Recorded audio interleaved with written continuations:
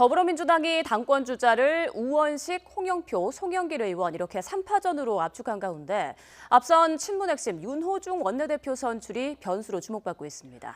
한편 야권은 합당을 둘러싸고 여전히 온도차를 보이는 가운데 국민의힘은 새 원내대표 선출을 위한 경선 레이스에 돌입했습니다. 우철이 기자입니다.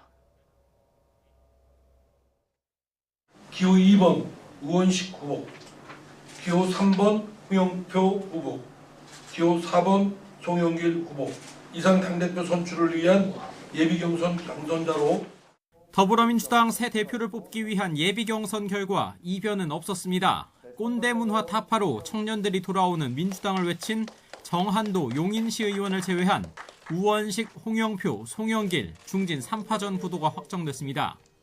다음 달 2일까지 보름간 당심을 잡기 위한 치열한 경쟁이 예상되는 가운데 윤호중 변수가 관건입니다. 친문 핵심으로 손꼽히는 윤호중 의원의 원내대표 선출로 당의 투톱이 모두 친문으로 꾸려지면 혁신 의지가 퇴색할 수 있다는 우려 때문입니다. 상대적으로 친문 색채가 옅은 우원식, 송영길 후보가 민생과 혁신을 앞세워 이 점을 집중 공략하고 나선 가운데 우원식이 민생으로 정면으로 돌파하자고 그 이름만 빼고 모든 것을 바꿀 수 있어야 합니다. 해묵은 개파 논쟁에서 벗어나자는 친문 핵심 홍영표 의원의 반격도 만만치가 않은 상황입니다. 친문 대 비문이라는 가짜 프레임에서 벗어나야 합니다. 야권에서는 국민의힘과 국민의당이 합당 문제를 놓고 여전한 온도차를 드러냈습니다. 통합 결의까지 한 국민의힘은 국민의당 입장만 정리되면 조만간 합당 선언이 가능할 것으로 기대를 걸고 있지만 특별한 문제가 없이 순조로울 걸로 판단하고 있습니다.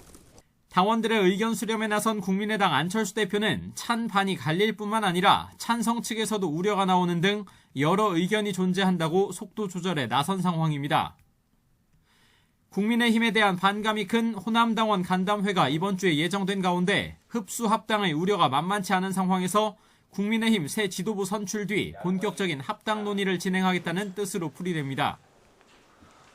이런 가운데 국민의힘은 상임위원장 배분 재협상과 대표 권한대행으로서 새 지도부를 뽑는 전당대회까지 맡을 신임 원내대표 선출 레이스에 돌입했습니다.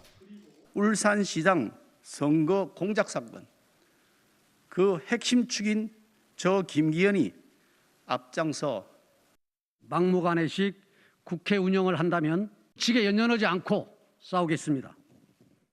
출마 선언을 앞둔 4선 권성동, 3선 유이동 의원까지 4파전 구도 속에 이번 주 안에 공고를 거쳐 경선 날짜를 확정할 예정입니다. YTN 우철입니다.